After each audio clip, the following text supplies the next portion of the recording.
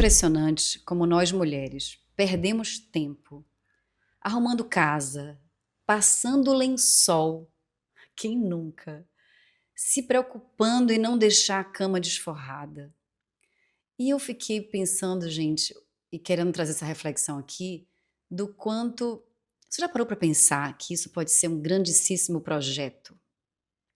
Um projeto de aprisionamento, de onde nós somos infantilizadas nesse trabalho doméstico, nesse trabalho privado, porque é onde nós somos vistas, reconhecidas, né? Assim nós somos mais mulheres, porque nós somos donas de casas eficientes. E o quanto isso nos distancia do ambiente público. E isso me fez lembrar, eu comecei a investigar, quando eu resolvi vir aqui falar sobre isso, sobre esse lugar da gente dar conta de tudo, não só de conteúdos que eu já consumi, mas de mulheres que já passaram pela minha vida, a minha própria história. E eu me lembrei de um momento quando eu morava no Rio de Janeiro, que eu tinha uma amiga que é uma mulher, sempre foi uma mulher extremamente independente, muito livre, também emocionalmente, mas ela era muito rotulada pela família de não ser uma dona de casa, uma boa dona de casa. E eu me lembro que uma vez a gente estava juntas, eu estava na casa dela, e a família dela estava lá, e ela foi pegar a vassoura para varrer a casa, e acho que a tia ou alguém comentou: "Aí, ó, não sabe nem varrer uma casa direito". E ela me olhou assim, né, a gente deu uma risada, assim, constrangido, isso já tem muitos anos.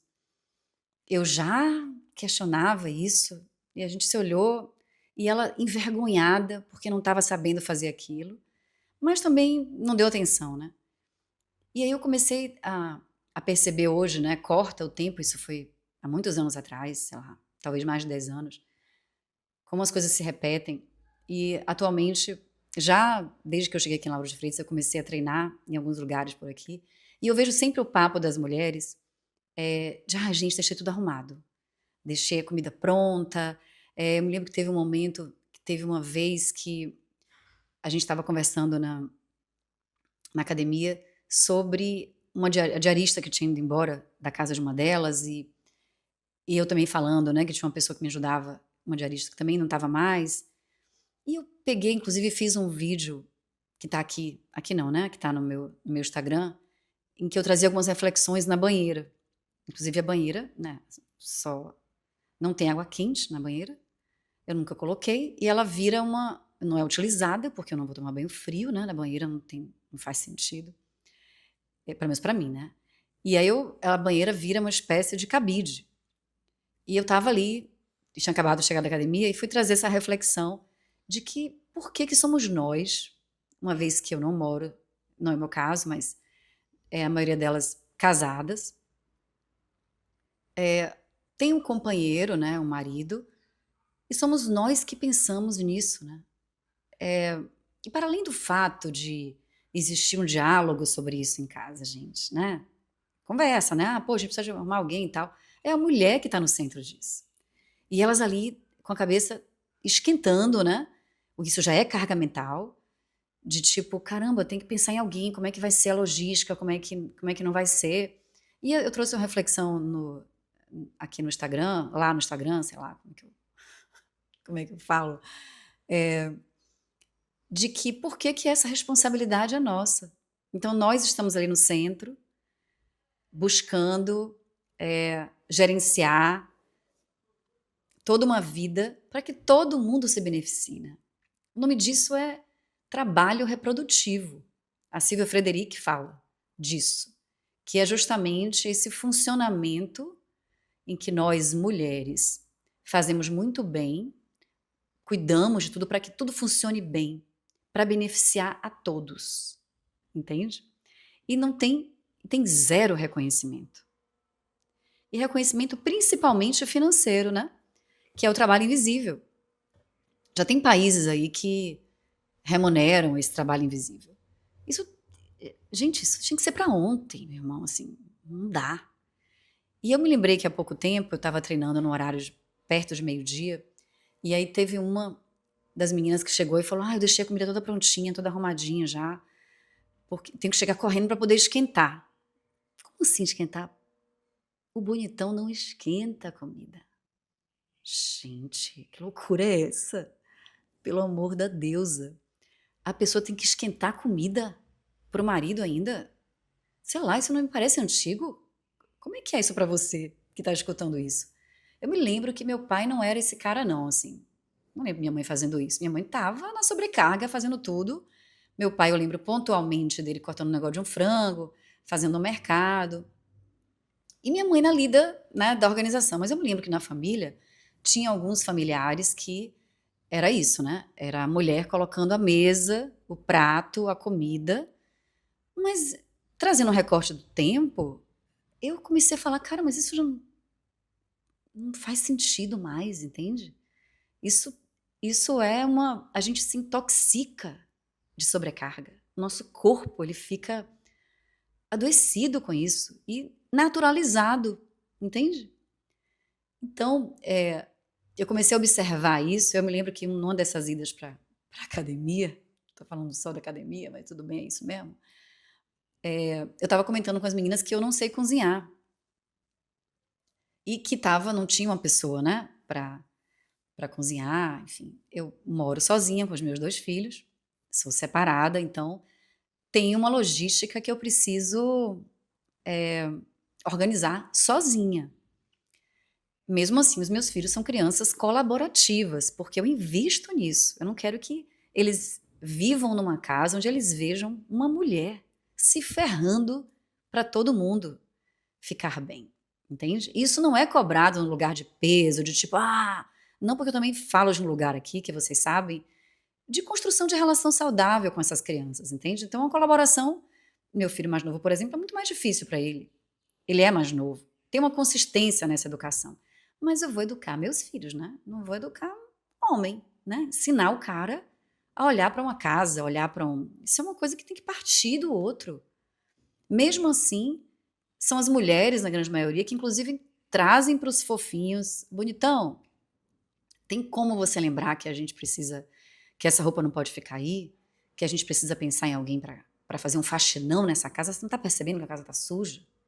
Porque eu não estou aqui também condenando a gente não cuidar das nossas coisas, da nossa casa. Eu estou falando de um lugar, de um projeto muito interessante, onde nós somos reconhecidas e que facilmente somos capturadas, entende? Mas enfim, lembrando de que eu não cozinho, hoje eventualmente eu me interesso mais. Eu já me senti muito envergonhada por isso, em vários ambientes. A Jana não faz comida não, essa daí, tipo, é uma mulher pela metade. E eu sempre me intriguei com isso, porque eu nunca me sentia assim, mas eu me sentia envergonhada. Eu achava que alguma coisa eu tinha que fazer, pelo menos. E acho importante cozinhar, e hoje entendo que minha mãe, por exemplo, minha mãe, olha ela, outra mulher. Minha mãe, lógico, no jogo. Porque se ela não me ensinou, quem que ia ensinar, pelo amor de Deus? Não ia ser meu pai. Pelo menos naquela geração não era. Dificilmente, né? E minha mãe, ela tem uma história com a cozinha, que ela começou a cozinhar muito cedo. Então ela não me apresentou isso, ela me expulsou da cozinha. E eu sou extremamente grata, porque com a personalidade que eu tinha, a jovem que eu fui, com certeza eu ia estar cozinhando para homem. Assim, cozinhando no sentido de estar presa a isso. Não que eu não pudesse fazer uma comida gostosa para um namorado, né? E a gente também. A comida tem muito afeto, gente. Eu tenho total reflexão, total consciência disso. O que eu estou trazendo aqui é um buraco mais embaixo, entende? Enfim, eu tenho certeza que eu teria ficado presa a ficar servindo a todo mundo. Eu me lembro que quando a pandemia se instalou, que eu não cozinhava, e o meu ex-marido, ele trabalhava dando plantão, né? Ele é médico. E ele se interessou e começou a fazer comida e tal. E aí ele trabalhava às vezes o dia inteiro, assim como eu, né? Em casa, tão tensa quanto, porque preocupada com as crianças, com a chegada dele, como é que a gente ia fazer, né? Porque ele trabalhava em hospital. É óbvio que tinha uma tensão grande, maior talvez, né? Agora refletindo, talvez maior porque estava em hospital, né? E a gente estava vivendo um momento tenso.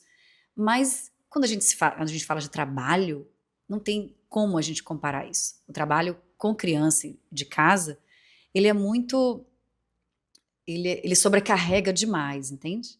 Aquela situação é um recorte específico. Mas ainda assim, eu não fui para a cozinha. Eu me lembro que uma vez a gente teve uma conversa, ele falou: "Cara, eu chego cansado, eu tenho que cozinhar". E a gente teve uma conversa super tranquila. Eu falei: "Pois é, acho que metade da torcida do Flamengo faz isso".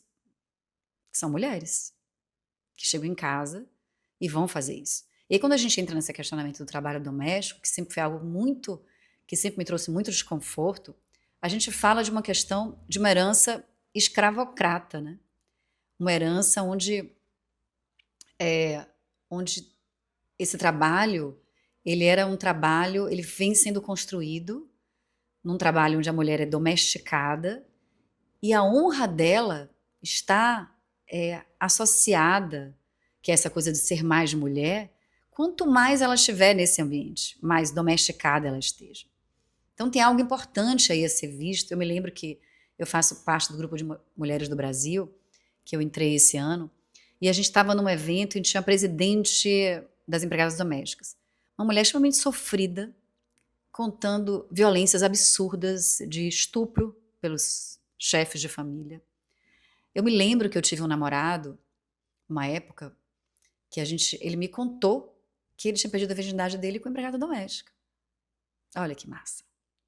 E na época, quando ele me contou, eu fiquei um pouco horrorizada, assim, tipo, caraca, surreal isso. Mas era algo comum, entende? Olha, olha a herança que a gente tem, né? Isso vem de muito antes, óbvio, mas são essas mulheres que estão cuidando das nossas casas. Isso é uma coisa que me questiona, que me traz muito desconforto. Tanto que todas as mulheres que passaram pela minha casa, eu era inclusive um pouco questionada sobre o fato de tratá-las muito bem.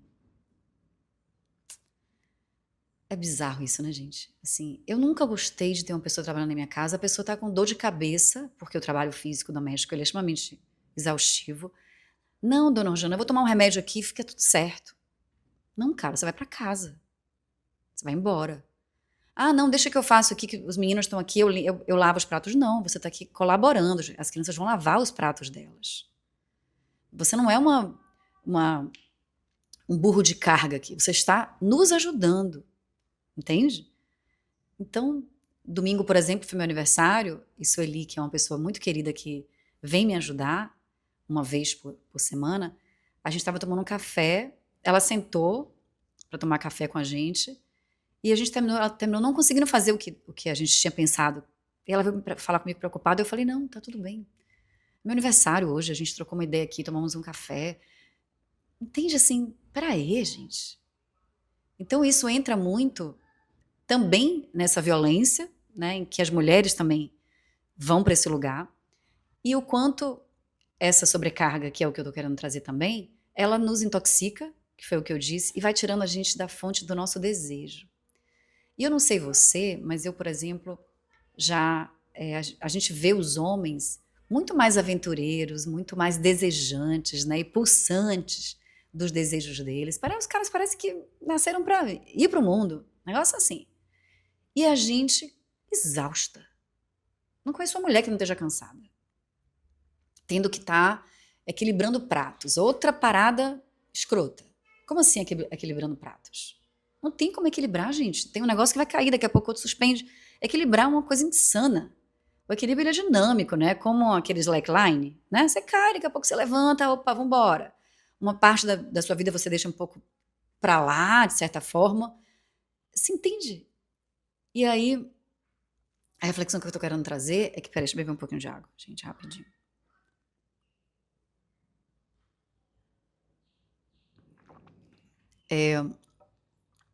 O que eu tô querendo trazer é que, com a exaustão, fica difícil a gente entrar numa pulsão de desejo, sabe?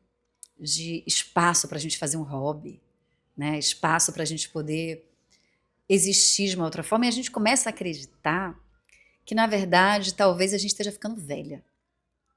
Que talvez a gente esteja na menopausa. Quem nunca achou que o libido tá caindo? Eu tô na menopausa e não quero dizer que isso não acontece, é óbvio. Mas a estrutura patriarcal ela nos faz acreditar ainda mais que nós estamos com o nosso libido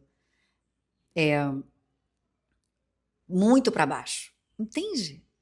E na verdade, a gente está muito exausta. Como é que a pessoa goza exausta? Me conta.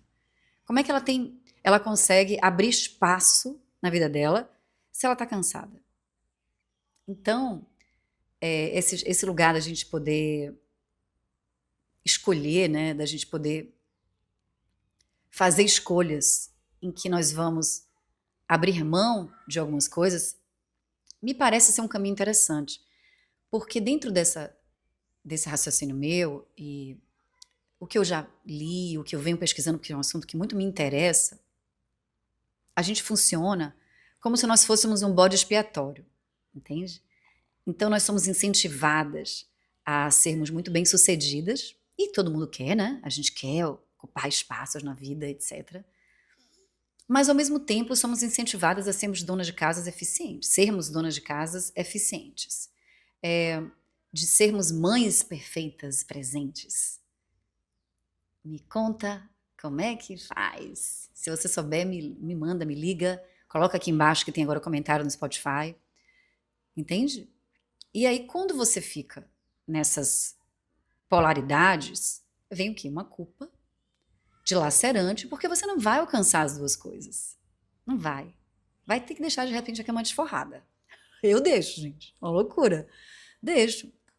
Uma loucura porque eu vejo as minhas amigas, né? Jana, pelo amor de Deus, e talvez para você seja insuportável deixar a cama, né? Não tô aqui fazendo nenhum julgamento, não. Mas assim, não passa o lençol. Eu venho de uma educação que minha avó era uma pessoa extremamente voltada para limpeza. Tem uma série, aquela N com E, eu acho, que tem uma fala da personagem principal, que ela fala isso pra tia: tia, mas você perde o tempo demais arrumando casa. Como é que você vai me ver? Como é que você vai ver outras coisas na vida? Às vezes não dá nem pra ver o céu, dependendo. Entende? Então tem um lugar onde a gente, onde esse equilíbrio, esse lugar de sermos bem vistas, é uma sacanagem. Por isso que eu trouxe essa coisa de ser um projeto de vida. Então, a gente fica nessa busca por esse equilíbrio, numa culpa estarrecedora, cada vez mais distante da pulsão de vida, sabe? Eu estava conversando esses dias com uma amiga que eu achei maravilhoso. Ela comentou no grupo que a gente tem de treino. Agora a pessoa treina, tá? A pessoa treina todo dia. Menopausa é isso, ou você treina ou você sucumbe. E ela falando que ela tinha ido para fazer uma yoga e que ela tinha sentido o cheiro de terra, porque estava chovendo. E assim, dia de semana, né? Aquela correria e tal. E eu achei aquilo tão lindo. Eu falei, cara, a vida é isso, né, bicho? Se você não tem a possibilidade, não tô querendo pagar a regra não, tá, gente? Mas assim, cara, isso é muito importante, não é? A gente poder olhar para o céu, poder identificar esses momentos. Como é que você faz isso sobrecarregada? Me conta. Você tá na lida, meu amor. Tá pensando no tapoé, que você não deixou lá a sequência pronta para todo mundo comer a comidinha fresquinha. Entende? Então, eu acho que é muito importante a gente começar a refletir sobre essa sobrecarga, porque tem todo um benefício social para que isso aconteça. Entende? E é interessante também a gente perceber que nas relações heteronormativas, né, onde a gente entende que a mulher é quem precisa fazer mais através dessa estrutura, é justamente onde mora o aprisionamento maior nosso. É nesse tipo de relação. Então, eu acho que é um lugar importante da gente começar a questionar o que a gente pode abrir mão, sabe, gente? Eu me lembro quando eu fui mãe, porque quando você é mãe, meu amor, a bagaça tá formada, né? Aí você vai ficar mais presa ainda no negócio. Eu me lembro que eu adorava fazer festa de aniversário, comprar, pensar naquelas coisinhas. Eu ia para o Saara, no Rio de Janeiro, ficava horas vendo aquilo, e, enfim, né? Era massa. Mas eu me lembro que eu comecei a ficar enjoada. Eu comecei a ficar porque eu não tinha mais tempo para nada, entende? E eu, Orjana, eu sou uma pessoa, uma mulher, que eu sou mais mãe quando eu tô por aí, sabe? Quando eu tô, tipo, fazendo coisas, viajando. Inclusive, eu tô organizando um grupo junto com a Amazem, que é uma empresa maravilhosa de mulheres incríveis, para a Amazônia ano que vem. Eu vou estar levando um grupo de mães, porque essa viagem foi uma viagem que me entregou muito, porque eu me lembro que tinham mulheres mães lá com filhos de 8 meses, gente, amamentando. E foi muito interessante que eu escutei de uma delas que estava lá, que ela tinha vergonha de postar e ser julgada pelas pessoas, por outras mulheres principalmente, né? Como é que ela deixou uma criança tão pequena? E aquilo me trouxe, assim, muita vontade de levar mulheres mães, porque eu sei que tem esse lugar onde nós somos engolidas pela função, né? E eu vou deixar para vocês depois aqui embaixo o formulário para vocês poderem preencher, porque a gente está montando o roteiro ainda, definindo o período. Vai ser uma viagem muito incrível. E isso foi algo que, para mim, né, que me move muito, poder estar entre mulheres, poder estar viajando. Enfim, para finalizar, eu lembrei também quando eu decidi falar sobre esse tema aqui, né, essa coisa de dar conta de tudo, de estar gerenciando, planejando, cuidando, sendo CEO da sua própria casa, como esse funcionamento ele é cruel, que é o que a Silvia traz, né, a Silvia Frederick, de você estar fazendo tudo para todo mundo se beneficiar, e como a gente não se prioriza, nem gosto muito dessa palavra, mas a gente não se coloca na agenda, sabe? Eu atendo mulheres hoje que a gente vem conversando sobre isso, e eu venho convidando elas, e também é um grande exercício para mim. Eu estava conversando com uma delas esses dias, para que ela acordasse para ela. Como é que seria você acordar para você? Né? Sei lá, qualquer coisa. Meditar, ficar em silêncio, botar a mão no coração, desejar algo bom para si. Não sei, não sei. Olhar para o céu. Porque, cara, é surreal. É tipo, é levantando e vamos para a demanda do outro, entende? Eu acho muito simbólico você acordar com uma demanda para você. Uma demanda sua mesmo. Para além do trabalho, eu diria até. Para tipo, putz, como é que é? Como é que é levantar para mim, sabe? Como é que é me colocar na agenda? Me incluir. Porque a gente, quando a gente está nessa sobrecarga que nos intoxica, não cabe hobby, né? Não cabe começar uma coisa e terminar, não cabe os impulsos, né? O Calegari, naquele livro dele, que eu esqueci o nome agora, acho que é A Vida Faz Sentido. Não, eu não vou lembrar do nome. Eu deixo ele aqui na descrição do episódio. Ele fala sobre isso, né? A gente não está mais distraído. A gente não está conseguindo se distrair para conseguir ver a vida acontecendo, sabe? Como é que uma mulher sobrecarregada vai estar conseguindo olhar para essa sutileza da vida? E aí não é à toa que a gente tem várias pesquisas que falam que as mulheres que estão sobrecarregadas estão muito mais adoecidas e propensas a doenças mentais. É uma sensação de um vazio imenso. Tipo, é isso mesmo? É para isso aqui? É só para o outro? Mas ao mesmo tempo é onde eu sou vista. Nossa, que família linda! Nossa, que casa linda! Que casa maravilhosa! Eu, por exemplo, vivo um dilema, gente. Porque o meu Instagram no meu celular, ele é só de print de Instagram, de arquivo de casa. Cortina, de quadro, de um monte de coisa que eu gostaria de ter na minha casa, eu gostaria de poder pensar, de poder organizar e tal. Porque eu curto. O que eu tô falando aqui é um questionamento para a gente poder se aprofundar um pouquinho, sabe? Mas eu não consigo fazer nada. Não consigo. Não consigo comprar cortina, nem comprar cortina. Quando eu consigo fazer alguma coisa de casa, através de minha mãe. Mãe, você pode fazer uma pesquisa para mim aí, de tal coisa? Agora, por exemplo, eu consegui prender um quadro, que teve um rapaz aqui consertando uns negócios aqui em casa, e eu tinha um quadro de, sei lá, estava 2 anos no fundo da casa. Eu falei, você bota aqui um quadrinho de menu, que eu queria botar ali, menu, ó, que coisa, como se a pessoa cozinhasse. Mas ela planeja. Não cozinha, mas ela planeja. Eu estava comentando esses dias com as crianças que elas estavam fazendo um sanduíche. Sabe como da onde veio esse tomate? Eu que comprei o tomate. Eu que comprei o queijo. Ah, é, né, mãe? É, senão não tinha nada para fazer. Eu prendi o negócio, agora eu tenho que comprar giz. Eu esqueço de comprar o giz. Eu tenho que anotar, comprar giz, para poder eu ficar um pouco mais feliz, porque eu prendi o negócio ali, entendeu? Então, eu tenho essa vontade, mas eu tenho total consciência que tem tudo, muitas outras coisas hoje que são mais importantes para mim, entende?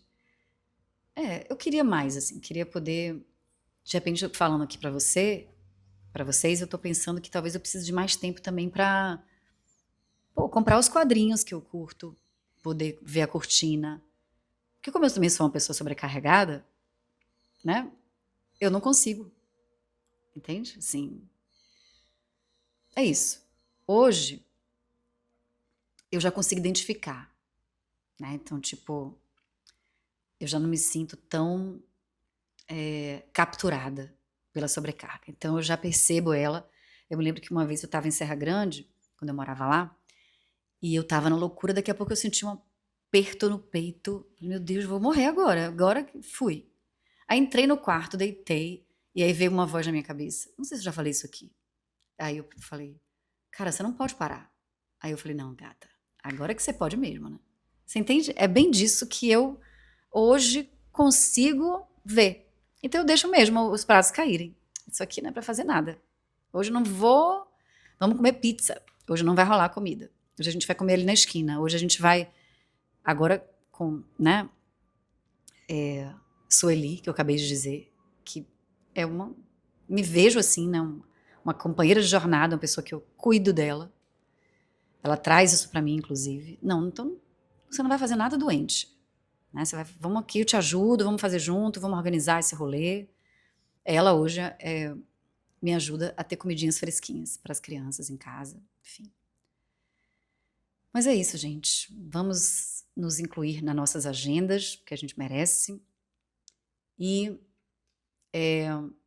aqui embaixo tem um espaçozinho onde vocês podem comentar. Comentem, aproveitem esse espaço. É importante também para que o Spotify, né, entregue para outras pessoas, para que essa plataforma ou outra também faça isso. Mande para aquela amiga que você sente que vai fazer uma diferença ela escutar esse episódio. E o que mais? E não esquece de se inscrever no formulário para que a gente possa co-criar juntas essa viagem para a Amazônia, porque a gente merece. Tá bom? Então é isso.